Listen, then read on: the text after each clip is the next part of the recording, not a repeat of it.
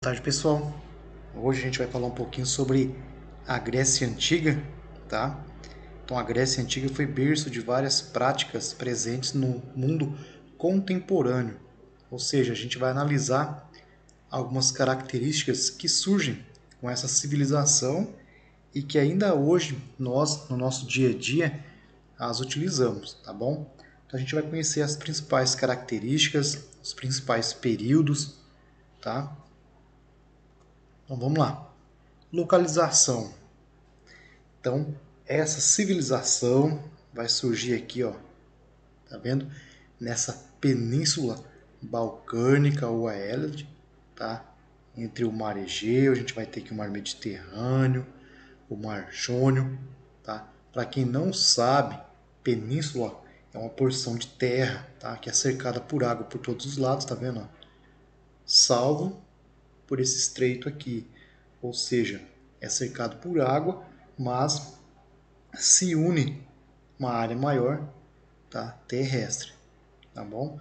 Então é justamente aqui, ó, que vai surgir a Hélade, ou seja, os gregos, tá? Eles eram considerados helanos, então seu país Hélade, tá bom?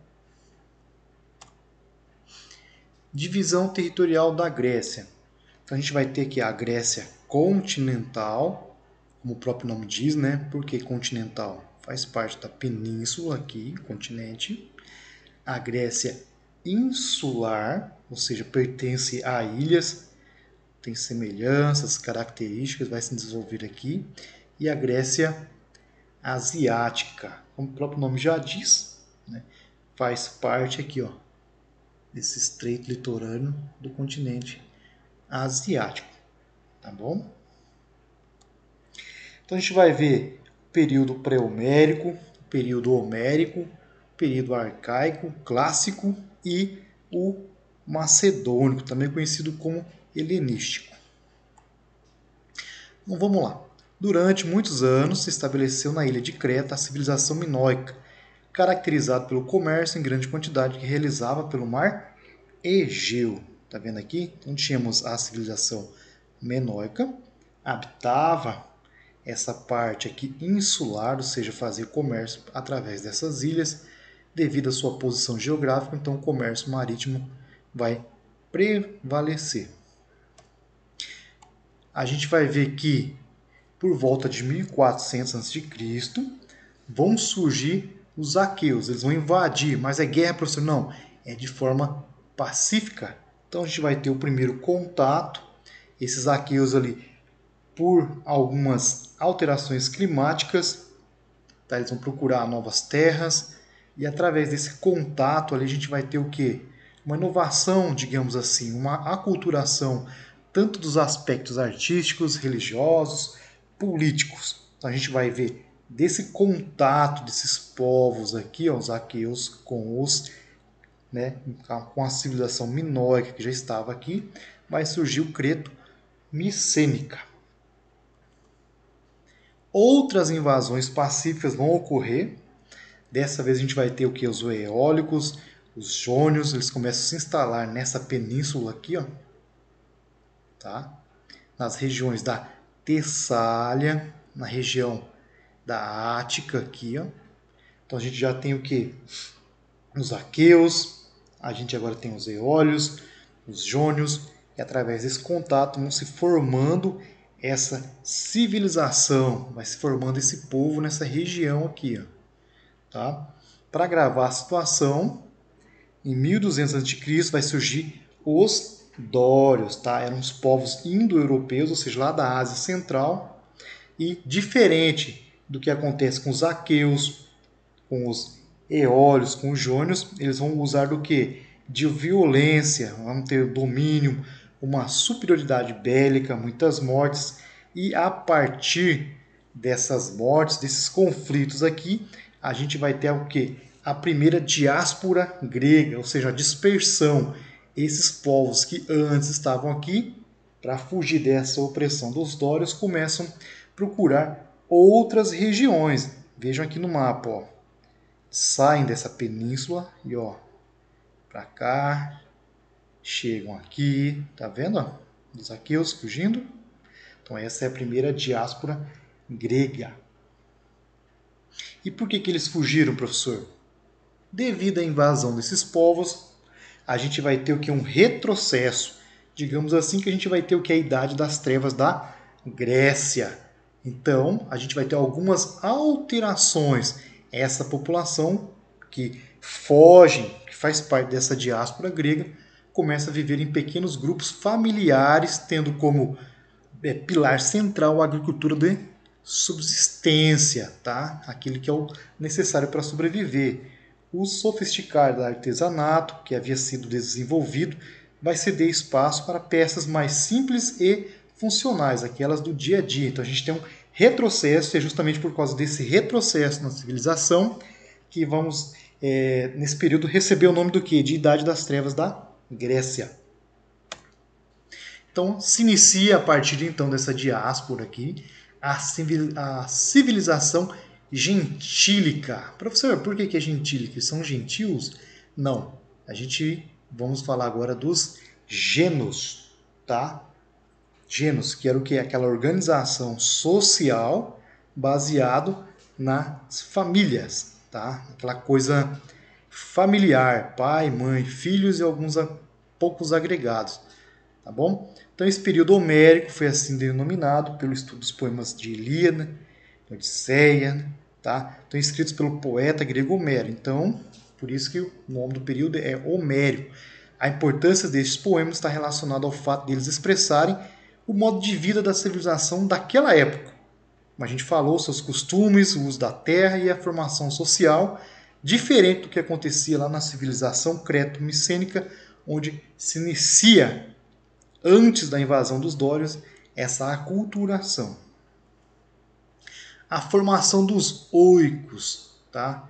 Isso que é bem interessante, bem fácil da gente entender. Nesse segundo momento do período, se assistiu na Grécia continental um refluxo nas organizações sociopolíticas. As pessoas passaram a viver isoladas em oicos. O que é oico? Como o professor falou ali atrás, são que unidades familiares, ou seja, pai, mãe, filhos. Alguns empregados agregados, seus animais. A economia era na subsistência, aquilo que você produz, aquilo que você planta não é para o comércio, é para a sua alimentação. Então eles dependiam do que produziam na terra para o próprio consumo. Esses eram os oicos. Então, a partir desses oicos, é por isso que vai receber o nome o quê? Gentílicas, vão surgir os genos. O que eram os genos? Eram vários oicos, por razões políticas e econômicas. Esses mesmos oicos começam o quê?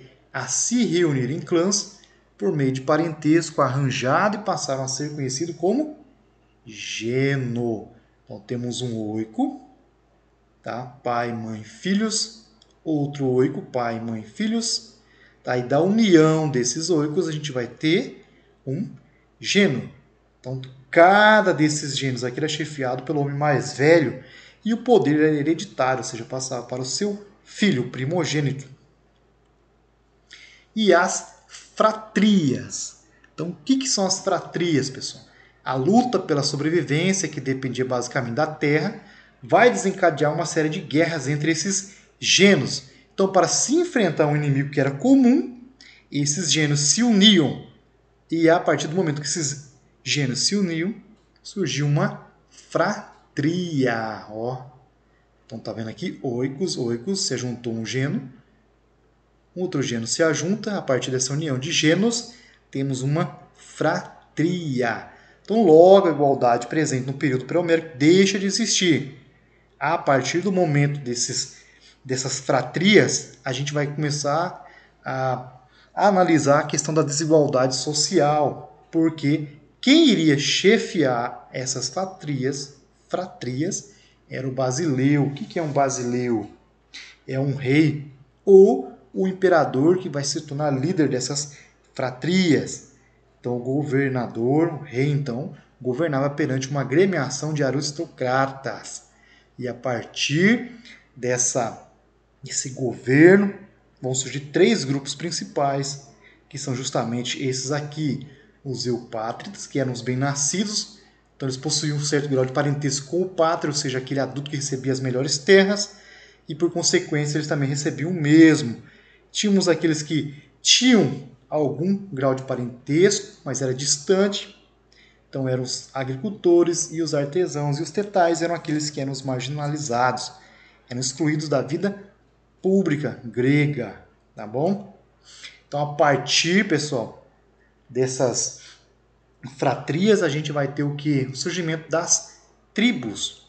As constantes guerras entre essas fratrias e a falta de terra férteis vão fazer que surjam, nesse período, muitas tribos, tá? Que por sua vez se uniram, e a partir da união dessas tribos vão se formar as primeiras polis gregas, ou seja, cidades-estados que mantinham certas leis, a mesma língua, alguns costumes, mas não era um país unificado, era um conjunto de cidades. Então vamos lá para a gente entender aqui, ó. Temos aqui um oiko, tá, ó. Pai, mãe, filhos, um oiko, outro oiko. Se ajuntou, temos o que? Um genus, tá? Temos aqui um geno, um genus, um geno.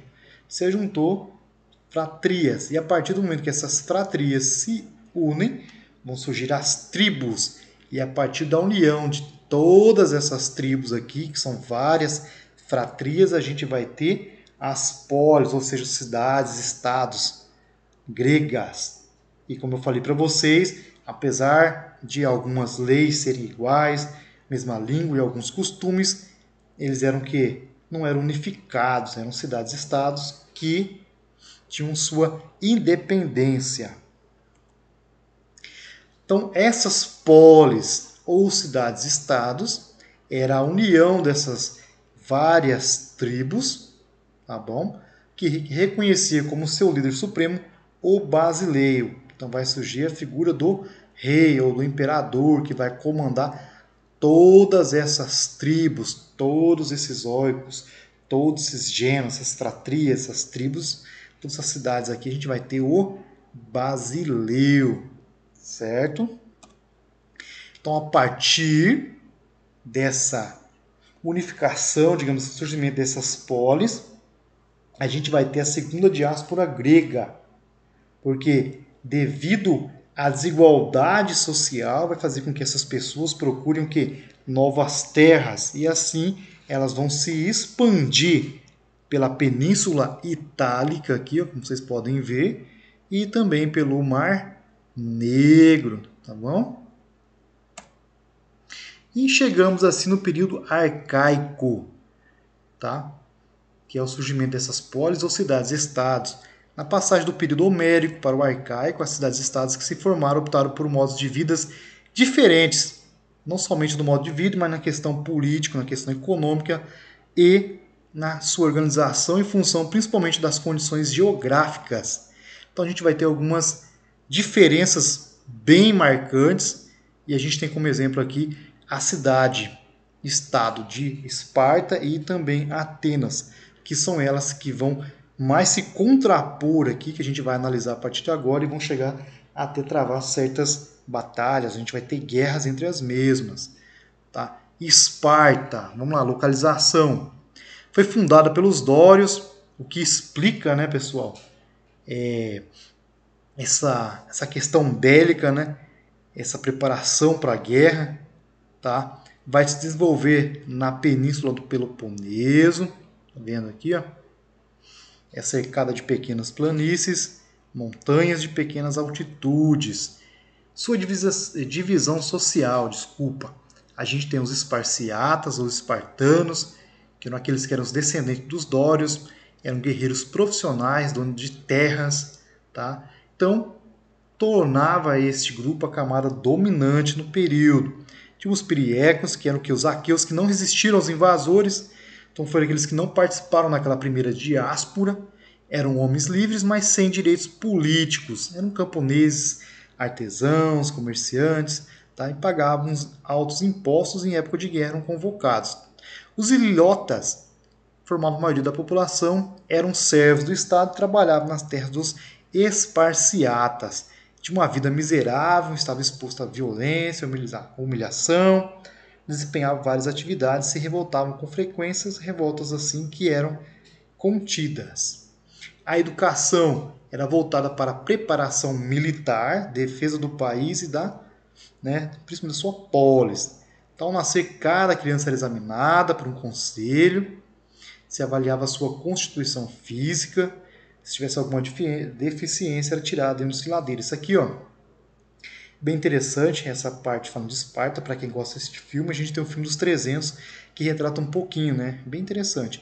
Então, dos 7 aos 18 anos, eles eram entregues ao Estado para cumprir o agoja, ou seja, o serviço militar que era obrigatório, que era onde eles sofriam esses rigorosos treinamentos. Aos 30 anos, se tornavam soldado oficial e ganhavam direitos políticos. E a educação das mulheres também recebeu uma educação muito dura, participando de torneios, algumas atividades esportivas, tá? E o objetivo era dotá-las do que de um corpo forte e saudável, principalmente para o que gerar filhos vigorosos, bons guerreiros, bons soldados. A gente tem aqui um pouquinho do que escreveu Aristóteles sobre o papel das mulheres em Esparta, tá? Depois, com o tempo, por favor, dê uma lida nisso aqui. Ele fala um pouquinho sobre a liberdade excessiva, tá? O papel da mulher dentro do contexto social, a justificativa, principalmente dessa contenção, dessas campanhas militares e o uso da mulher. E na questão política, então, tínhamos os éforos, que era composto por 5 cidadãos com mandatos de 1 ano, detinham o poder e eram eleitos pela Ápila. Era uma diarquia, tínhamos 2 reis, tá? A Jerúsia era o conselho dos anciãos, a Ápila, a Assembleia do Povo, tinha atribuição eletiva e legislativa e era integrada principalmente por cidadãos que eram maiores de 30 anos. Sua função era aprovar as leis e escolher os gerontes e os éforos. E Atenas? Qual vai ser a principal diferença de Atenas? Então vamos lá. Fica localizado na região de Ática, tá? Quase vizinhas aqui, bem próximo ao litoral. Tá? Explica-se essa diferença fundamental aqui na sua relação. Tá? A sua formação se dá através pelos jônios, que eram os povos mais pacíficos, e vai ter uma pouca mutação. Vai ter algumas mudanças sociais, principalmente na composição da organização política, mas não é voltada, assim como Esparta, pela colonização dos dórios, para a questão de guerras. Tá? Na divisão social, tínhamos os eupátridas, como a gente viu, né? Que eram os descendentes dos jônios, eram aqueles que eram considerados cidadãos, tinham propriedades, riquezas, terras, então se dedicavam ao estudo da retórica, nos debates públicos, isso lhe garantia a presença no governo e na manutenção de alguns privilégios. Os metecos eram que os estrangeiros, eram aqueles que não tinham os direitos de participar nas questões políticas e nem, muito menos, de possuir terras. Se dedicavam principalmente ao comércio, ao artesanato. E o escravo chegara a representar até metade da população na cidade de Atenas. A maioria era obtido por guerras, dívidas e crimes. Só lembrando que a gente já viu que trabalhar, né, o ócio era bem visto pelos gregos, tá? Então, melhor ter escravos para isso. A educação diferente, vamos ver lá de Esparta, tinha o objetivo principal da formação do indivíduo completo, ou seja, não somente a questão do preparo físico, mas o psicológico e principalmente o cultural. Então, por volta dos 7 anos de idade, o menino ateniense era orientado por um pedagogo. Na escola, os jovens estudavam músicas, artes plásticas, filosofia. As atividades físicas também faziam parte da vida escolar, pois os atenienses consideravam de grande importância a manutenção da saúde corporal, mas não principalmente isso, mas a manutenção da saúde intelectual. É ali que a gente vai ver o surgimento da filosofia, a busca pelo uso da razão, em detrimento do que? Da explicação através da mitologia. A educação das mulheres. Já as meninas de Atenas, elas não frequentavam escolas, pois ficavam ao cuidado das mães até o casamento, diferente das mulheres de Esparta, né? Lembram que elas eram preparadas para a batalha também, tinham muito treinamento, mas principalmente para ter filhos fortes. Em Atenas a gente vai ver a evolução política. Tínhamos o que? Uma monarquia, o rei governava com o apoio de um conselho de anciãos. Depois a gente vai ter uma oligarquia, que significa o quê? Governo de poucos, era um regime aristocrático, liderado por 3 magistrados. A gente vai ter uma tirania também, poder político exercido por uma só pessoa que tem poder ilimitado. E os primeiros passos para aquilo que a gente vive hoje na atualidade, que é a democracia, ou seja, o poder político exercido pelos cidadãos através do seu voto. Muito interessante isso aqui, ó. Monarquia para oligarquia, para uma tirania e, por fim, o resultado de uma democracia. Tá? Então é isso que a gente falou no começo da aula, que a gente usa muito hoje na atualidade, teve origem ali com a civilização grega, lá na antiguidade. Tá? Essa democracia foi criada por Clístenes em 510 a.C. e se amplia assim, a possibilidade da participação nas decisões políticas de todo cidadão, independente da sua renda. Entretanto, apenas homens maiores de 18 anos que fossem filhos de atenienses eram considerados cidadãos de Atenas, ou seja, mulheres, metecos e escravos continuavam excluídos dessas decisões. Numa população de 250 mil, apenas 45 mil eram considerados cidadãos. Tá? Processo. Então ali se inicia, né, apesar de 250 mil, 45 mil apenas poder participar, já é um grande avanço. E assim caminha a humanidade, é evoluindo.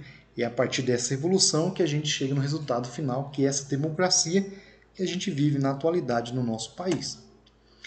E os magistrados? Então tínhamos lá o Areópago, tá? A Eclésia, que era a Assembleia, muito interessante, porque se usa na atualidade ainda, né, a Assembleia, a gente tem isso, tá? Era o órgão central da democracia ateniense, responsável por discutir e aprovar todos os assuntos civis e militares das polis atenienses. Tínhamos os bule, os estrategos e a elieia, ou seja, era muito importante a participação de todos aqueles que eram cidadãos atenienses para as atribuições, para as decisões dessa assembleia, tá? Para o que acontecia nesse mundo na Grécia Antiga. O período clássico foi marcado pelo apogeu da civilização grega, principalmente da polis de Atenas, com sua democracia, e também nesse período a gente vai ter o que? A guerra contra os persas, as diferenças culturais, sociais e políticas das duas principais polis gregas, que eram Esparta e Atenas, e o início de uma disputa pelo domínio da Grécia, no qual podemos destacar, dentro desse contexto, as guerras médicas, tá? Não eram guerras entre médicos, tá bom, pessoal? Médicas, porque os gregos chamavam os persas de medos, tá? Então, medos fica médicas, tá? E a própria guerra contra os persas, assim a gente vai ver que após esse período ali a gente vai ter a guerra do Peloponeso entre os próprios gregos, de um lado Esparta, do outro lado Atenas. Então temos aqui as guerras médicas, justamente devido à expansão persa no período, como o professor falou para vocês antes ali, ó, um filme bem interessante, apesar, né, de aumentar muito ali, era justamente esse contexto. A gente vai ter uma liga, tá, que é a Liga de Delos, onde a gente vai ver que Atenas vai comandar essa liga para tentar proteger essa região aqui, os povos gregos, tá? E mesmo após a derrota dos persas ali, Atenas vai continuar cobrando seus impostos, investindo na sua polis, e que vai, de certo modo, causar algum descontentamento, algumas disputas no período ali, e assim Esparta vai formar o que é a Liga do Peloponeso. O que é essa Liga do Peloponeso? Foi justamente uma tentativa de Esparta de reunir outras cidades, outras polis e basicamente montar uma insurreição contra a autoridade de Atenas, tá bom? A Guerra do Peloponeso ali teve início quando a cidade de Tebas, aliados dos espartanos, decidiu atacar uma cidade chamada Plateia, que era aliada dos atenienses, Assim, a guerra ficou marcada pelo confronto dessas duas polis e de suas aliadas. Esse período aqui só vai findar mesmo quando a Macedônia, governada por Filipe II, invade Atenas e vai começar o início do quê? Um período helenístico.